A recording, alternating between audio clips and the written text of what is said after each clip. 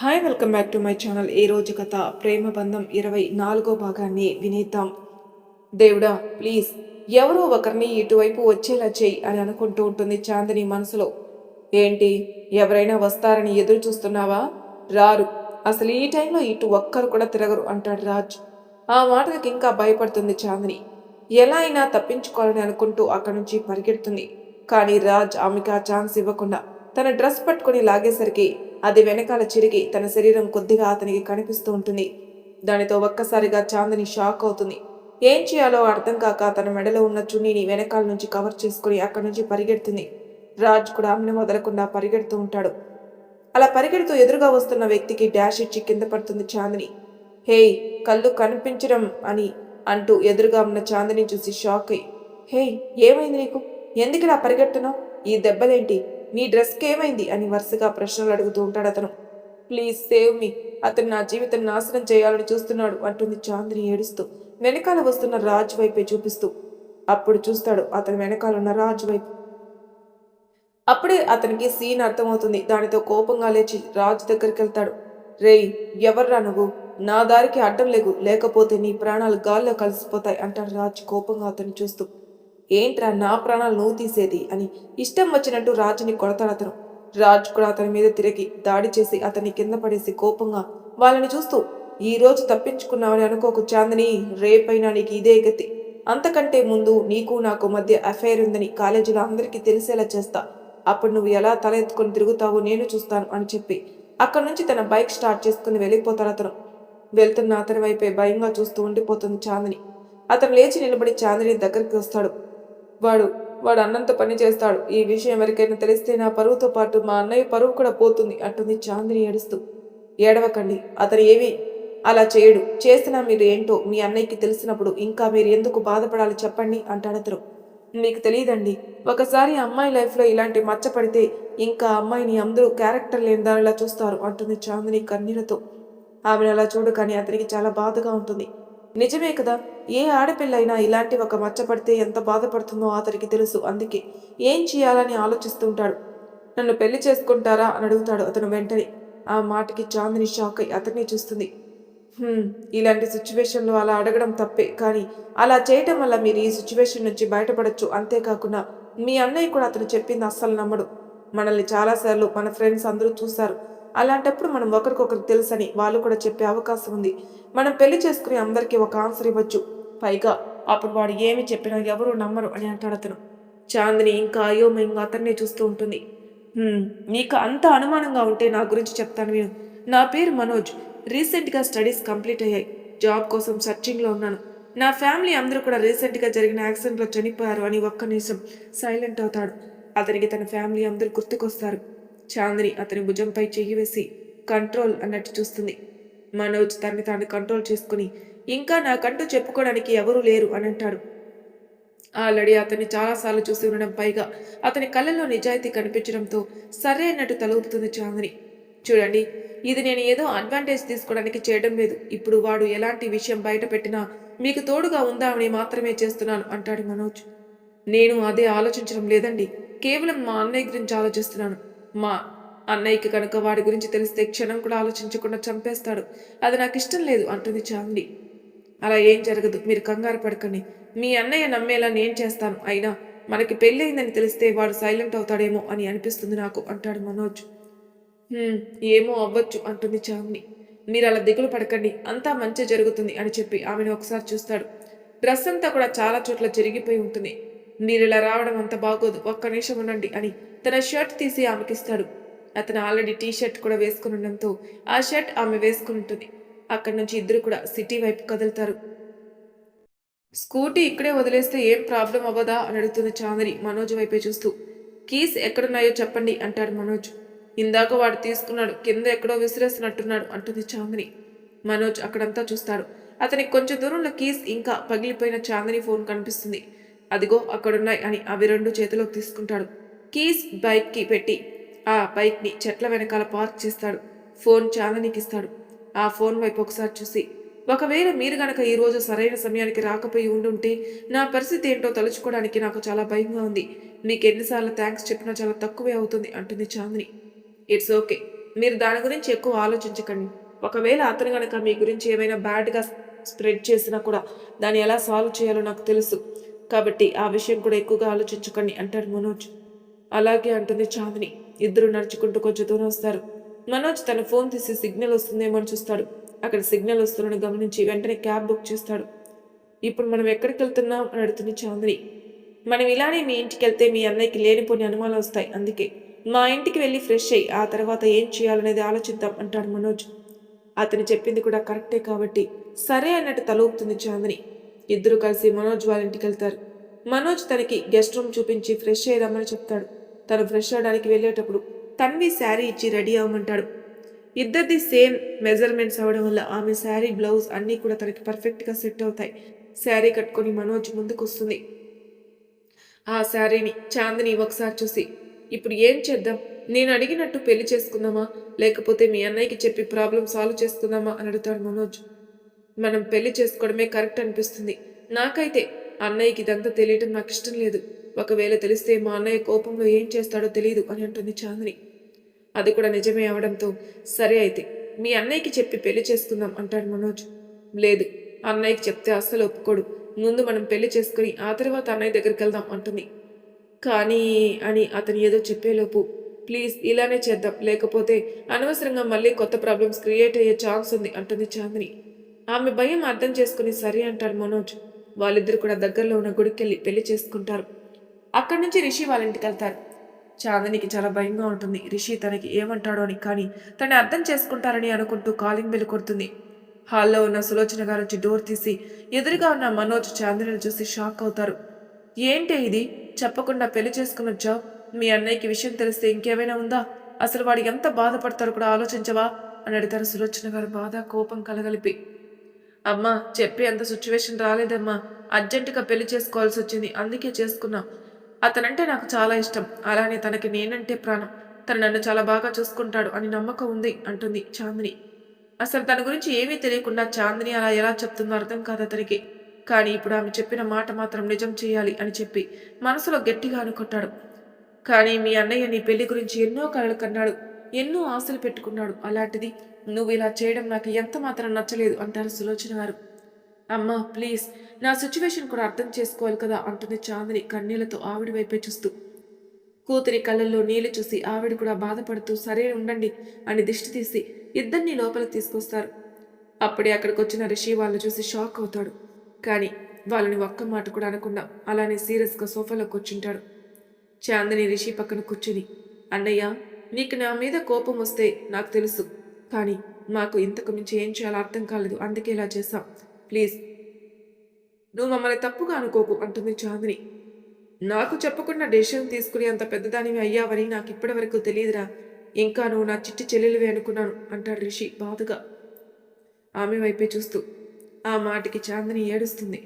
ఆమె అలా ఏడుస్తుంటే తట్టుకోలేక తన్ని హక్ చేసుకుని, బాధపడకు బంగారం, ఇప్పుడు ఏమైంది చెప్పు, నువ్వు పెళ్లి చేసుకున్నావు అంతే కదా, సరే ఇట్స్ ఓకే అని మనోజ్ వైపు చూస్తూ, కానీ నేను అతని గురించి కొన్ని విషయాలు తెలుసుకోవాలి, ఆ తర్వాత మాత్రమే నువ్వు అతనితో ఉండడానికి నేను ఒప్పుకుంటాను అంటాడు రిషి. మనోజ్ చాలా కాన్ఫిడెంట్గా ఉంటాడు. ఎందుకు అంటే అతనికి ఎలాంటి బ్యాడ్ హ్యాబిట్స్ లేవు, తన ఫ్యామిలీ మీద ఎటువంటి నెగిటివ్ ఇంప్రెషన్ ఎవరికీ లేదు కాబట్టి. రిషి తనకు తెలిసిన వాళ్ళ ద్వారా మనోజ్ వాళ్ళ ఫ్యామిలీ గురించి ఎంక్వైరీ చేపిస్తాడు. అప్పుడే మనోజ్ వాళ్ళ పేరెంట్స్ రీసెంట్గా చనిపోయారని తెలుసుకుని ఆశ్చర్యంగా మనోజ్ వైపే చూస్తాడు. ఏమైంది అన్నయ్య అలా చూస్తున్నావు అని అడుగుతుంది చాందిని. వాళ్ళ ఫ్యామిలీ రీసెంట్గానే చనిపోయారు, మరి ఇలాంటి సిచ్యువేషన్లో మీరు పెళ్ళెందుకు చేసుకున్నారు, అసలు ఆలోచించే చేసుకున్నారా అంటాడు రిషి సీరియస్గా వాళ్ళిద్దరిని చూస్తూ. అది కాదు సార్, వాళ్ళు నా చుట్టూ లేకపోయేసరికి నాకు చాలా ఒంటరిగా అనిపిస్తుంది. వాళ్ళు దూరమైనట్టు చాందిని కూడా ఎక్కువ దూరం అయిపోతుందని భయంతోని నేను వెంటనే పెళ్లి చేసుకుందామని అడిగాను. తను ముందు ఒప్పుకోలేదు, కానీ ఆ తర్వాత నా సిచ్యువేషన్ అర్థం చేసుకుని ఓకే చెప్పింది. మీకు చెప్పకుండా పెళ్లి చేసుకోవడం తప్పే, కానీ ప్లీజ్ తను ఏమీ అనకండి అంటాడు మనోజ్. తన చెల్లి మీద అతనికి ఎంత ప్రేమ ఉందో అర్థమవుతుంటే కొంచెం హ్యాపీగా ఫీల్ అవుతాడు రిషి. సరే అయితే ఎలానో పెళ్లి చేసుకున్నారు కాబట్టి మీకు రిసెప్షన్ ఏర్పాటు చేస్తాను అంటాడు రిషి. అవేమీ వద్దు సార్, కావాలంటే తర్వాత అవన్నీ చూసుకుందాం అంటాడు మనోజ్. ఎందుకు వద్దని అడుగుతాడు రిషి అనుమానంగా. అంటే ఏం లేదు సార్, నార్మల్గా చెప్పాను అంటాడు మనోజ్. పెళ్లి ఎలానో మా కళ్ళ ముందు చేసుకోలేదు, కనీసం ఇలా రిసెప్షన్ అయినా చేసి మేము ఆనందపడతాం అంటారు సులోచన గారు.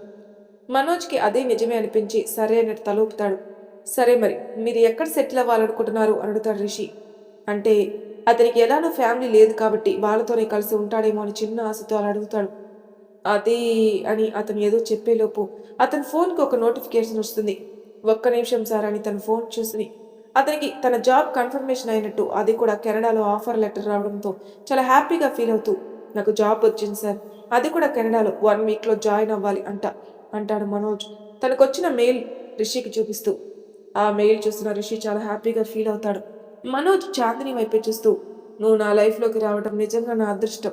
ఇప్పటి వరకు నా డ్రీమ్ జాబ్ రాలేదని బాధపడుతున్నాను, కానీ నువ్వు నా లైఫ్లోకి అడుగుపెట్టిన మరుక్షణమే నాకు అంత పెద్ద ఆఫర్ వచ్చింది.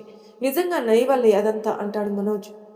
ఆ జాబ్ అతని టాలెంట్ వల్ల వచ్చిందని అక్కడున్న అందరికీ అర్థమైనా కూడా అతను చాందినికి ఇస్తున్న ఇంపార్టెన్స్, ఇంకా ఆమె మీద చూపిస్తున్న కేరింగ్ చూసి చాలా హ్యాపీగా ఫీల్ అవుతారు. చాందినికి పర్ఫెక్ట్ జోడీ అతనే అనిపిస్తుంది వాళ్ళిద్దరికి. అలా అయితే మీరు ఇంకొక 2 డేస్లో ఇక్కడ నుంచి స్టార్ట్ అవ్వాల్సి ఉంటుందేమో కదా, అంటే అక్కడికి వెళ్ళి ఇల్లు చూసుకోవడం, జాబ్, ఫార్మాలిటీస్ ఇవన్నీ టైం పడుతుందేమో అంటాడు రిషి ఆలోచిస్తూ. అవును సార్, 2 డేస్లో మేము వెళ్ళిపోతాం, కావాలంటే మధ్యలో వచ్చి చూసి వెళ్తాం మిమ్మల్ని అంటాడు మనోజ్.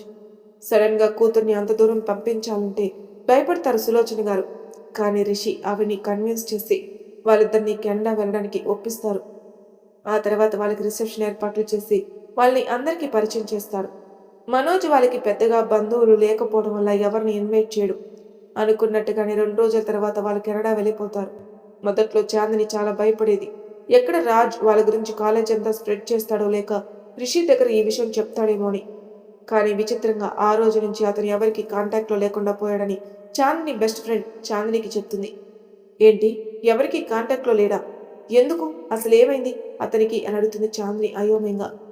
అదే తెలియట్లేదు చాందిని, వాడి బర్త్డే రోజు నుంచి ఎవరికీ కనిపించట్లేదు, వాడి ఫ్రెండ్స్కి కూడా తెలియదన్నారు. ఇంకా నేను కూడా నువ్వు లేవు కదా వాడి గురించి నాకెందుకని చెప్పి పట్టించుకోలేదు అంటుంది తన ఫ్రెండ్.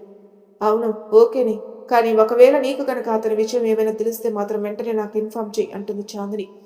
సరే, నువ్వు మాత్రం అక్కడ జాగ్రత్తగా ఉండు, అప్పుడప్పుడు నాకు కాల్ చేస్తూ ఉండు అంటుంది ఆమె ఫ్రెండ్. సరే అని చెప్పి కాల్ కట్ చేస్తుంది చాందిని. ఆ రోజు నుంచి ఇంకొంచెం ప్రశాంతంగా ఉంటుంది. ఆ తర్వాత నుంచి అప్పుడప్పుడు వీళ్ళు రిషి వాళ్ళ దగ్గరికి రావటం, రిషి వాళ్ళు కెనడా వెళ్ళడం ఇలా జరుగుతూ ఉండేది. కొన్ని డేస్కి చాందినికి మనోజ్ మీద ప్రేమ పుడుతుంది. మనోజ్ కూడా చాందిని మీద ప్రేమ పెంచుకుంటూ ఉంటాడు. అలా వాళ్ళిద్దరూ చాందిని ప్రాబ్లం సాల్వ్ చేయడానికి పెళ్లి చేసుకున్నా కూడా ఇప్పుడు ప్రాణంగా ప్రేమించుకుంటూ నిజమైన భార్యాభర్తలుగా మారారు. ఆ తర్వాత వాళ్ళకి పిల్లలు పుట్టడం, ఇంకా వాళ్ళు అక్కడే సెటిల్ అవ్వడం, రిషి నేహాని పెంచుకోవడం, తనని స్కూల్లో జాయిన్ చేస్తున్నప్పుడు తనకి తన్వి పరిచయం అవ్వడం, ఇదంతా జరుగుతుంది. ఇదంతా చెప్పడం పూర్తి చేసి నలుగురు ఒకరి మొహాలు ఒకరు చూసుకుంటారు. చాందిని మాత్రం చాలా భయపడుతుంది ఆ రోజు సిచ్యువేషన్ గుర్తుకొచ్చి. మనోజ్ వాళ్ళు చెప్పేదంతా విని కోపంతో పిడికిలి బిగిస్తాడు రిషి. ఇంత జరుగుతున్నా నాకు చెప్పాలనిపించలేదా చాందిని నీకు అని అడుగుతాడు రిషి సీరియస్గా ఆమె వైపు చూస్తూ. అన్నయ్య, ఇదంతా పెద్ద ఇష్యూ అవుతుందని నేనైతే అనుకోలేదు. అసలు వాడు ఆ రోజు ఎందుకు అలా బిహేవ్ చేశాడో కూడా నాకు తెలియదు. సమయానికి ఆయన రాబట్టే నేను ప్రాణాలతో ఉన్నాను, లేకపోతే ఆ రోజే నాకు చివరి రోజు అయి ఉండేది అంది చాందిని ఏడుస్తూ. చాందిని అలా ఏడుస్తుండడం చూసి చాలా బాధపడతారు మిగిలిన ముగ్గురు. అప్పుడు చాందిని సిచ్యువేషన్ చూసి, నిజంగా నాకు కూడా చాలా బాధ కలిగింది బాబా. ఒకవేళ నిజంగానే నేను వెళ్ళకపోతే ఆ పరిస్థితి ఏంటో కదా. కానీ నేను తర్వాత నాకు తెలిసిన వాళ్ళతో రాజు గురించి ఎంక్వైరీ చేయించాను. బట్ నో యూస్, వాడు ఎక్కడున్నాడో కూడా తెలియలేదు అంటాడు మనోజ్ ఆలోచిస్తూ. తన్వి మాత్రం ఇదంతా విని ఆలోచనలో పడుతుంది. ఏం ఆలోచిస్తున్నావు తన్వి అని అడుగుతాడు రిషి ఆమె వైపు చూస్తూ. ఏం లేదు రిషి గారు అని సైలెంట్ అవుతుంది తన్వి. ఆమె కళ్ళల్లో మాత్రం నీళ్లు తిరుగుతాయి. అది గమనించిన రిషి ఆమె చేతిని పట్టుకుని ఏమైందో చెప్పొచ్చు కదా అంటాడు. మనం ట్రిప్కి వెళ్దాం కదా, అక్కడ నేను ఆ పేరు విన్నాను రిషి గారు. వాళ్ళు ఆ రోజు మాట్లాడుకునేటప్పుడు రాజ్ పేరు వినిపించింది అని ఆలోచిస్తూ ఉంటుంది తన్వి. మనం ట్రిప్కి వెళ్ళినప్పుడు రాజ్ పేరు వినిపించిందా? ఏం మాట్లాడుతున్నావు నువ్వు అని అడుగుతాడు రిషి షాకింగ్గా ఆమె వైపే చూస్తూ. నేను నిజమే మాట్లాడుతున్నాను రిషి గారు. అప్పటి నుంచి జరిగిన ప్రతి విషయం కూడా నాకు బాగా గుర్తుంది. దానివల్లే కదా నేను మీకు దూరం అయ్యాను. నిజం చెప్పాలంటే ఆ ఇన్సిడెంట్ వల్లే కదా నా ఫ్యామిలీ అందరూ కూడా నాకు దూరం అయ్యారు అంటుంది తన్వి ఏడుస్తూ. మనోజ్ ఆమెని హక్ చేసుకుని, ఏమైంది బంగారం, అసలు ఆ రాజు గురించి వాళ్ళేం మాట్లాడుకున్నారు అని అడుగుతాడు. దానితో వీళ్ళు ట్రిప్కి వెళ్ళిన రోజు జరిగిన సంఘటనలు చెప్తుంది తన్వి. వీళ్ళు ట్రిప్కి వెళ్ళిన రోజు ఎలా అయినా సరే తన్విని రిషిని విడదీయాలని గట్టిగా ప్లాన్ చేస్తారు ప్రీతి ఇంకా ఆమె ఫ్రెండ్. ఆ ప్రాసెస్లోని తన్వి అంటే రిషికి అసహ్యం అన్నట్టుగా అక్కడ పోర్ట్రే చేస్తారు. వాళ్ళ మాటలన్నీ విన్న తన్వి చాలా బాధపడుతుంది. అలానే రిషికి తన మీద ఎలాంటి ఇంప్రెషన్ ఉందని తెలుసుకుని చాలా ఏడుస్తుంది. కానీ ఆ విషయం నవ్య కూడా చెప్పదు. ఆ తర్వాత తను కారులో కూర్చున్నప్పుడు ప్రీతి ఇంకా తన ఫ్రెండ్ ఆ కార్ సైడ్కొచ్చి ఎవరితోనో ఫోన్ మాట్లాడుతుంటారు. అవును రాజ్, ఆ అమ్మాయి అంటే రిషికి చాలా చిరాకు అని తెలిసినా కూడా ఆ అమ్మాయి ఇంకా అతని గురించి ఆలోచిస్తుంది. ఇలాంటి అమ్మాయిని నేను ఎక్కడా చూడలేదు అంటుంది ప్రీతి చిరాగ్గా. అటువైపు నుంచి ఏం మాట్లాడుతున్నారో తన్వికి వినిపించదు. మళ్ళీ ప్రీతి మాట్లాడుతూ, అసలు రిషి ప్లేస్లో వేరే ఎవరైనా ఉంటేనా ఆ అమ్మాయిని అసలు కనీసం దగ్గరకు కూడా రానిచ్చేవారు కాదు. అలాంటి క్యారెక్టర్ ఆ అమ్మాయిది. ఆ విషయం రిషికి తెలిసే ఆ అమ్మాయిని దూరంగా ఉంచాలనుకుంటున్నాడు. అయినా మనం రిషి ఫ్రెండ్స్ కదా రాజ్. రిషి ఎప్పుడు హ్యాపీగా ఉండాలని కోరుకునే వాళ్ళలో మొదట మనిద్దరమే ఉంటాం. అలాంటిది ఆ అమ్మాయిని ఎలా మన రిషి దగ్గర చేసి అతని బాధపడాలి చేస్తాను చెప్పు అని మాట్లాడుతూ అక్కడి నుంచి వెళ్ళిపోతుంది ప్రీతి. ఆ మాటలకి ఇంకా ఎక్కువ బాధపడుతుంది తన్వి. అదంతా చెప్పి రిషి వైపే చూస్తుంది తన్వి. నిజంగా ఆ క్షణం ఎంత బాధ కలిగిందో తెలుసా రిషి గారు?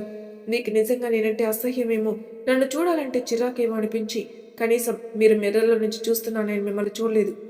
ఆ తర్వాత రోజు కూడా మీరు సూరజ్ మాట్లాడుకోవడం నేను విన్నాను అంటుంది తన్వి. ఏంటి? నేను సూరజ్ మాట్లాడుకున్నామా? ఏం మాట్లాడుకున్నాం అని అడుగుతాడు రిషి అయోమయంగా ఆమె వైపే చూస్తూ.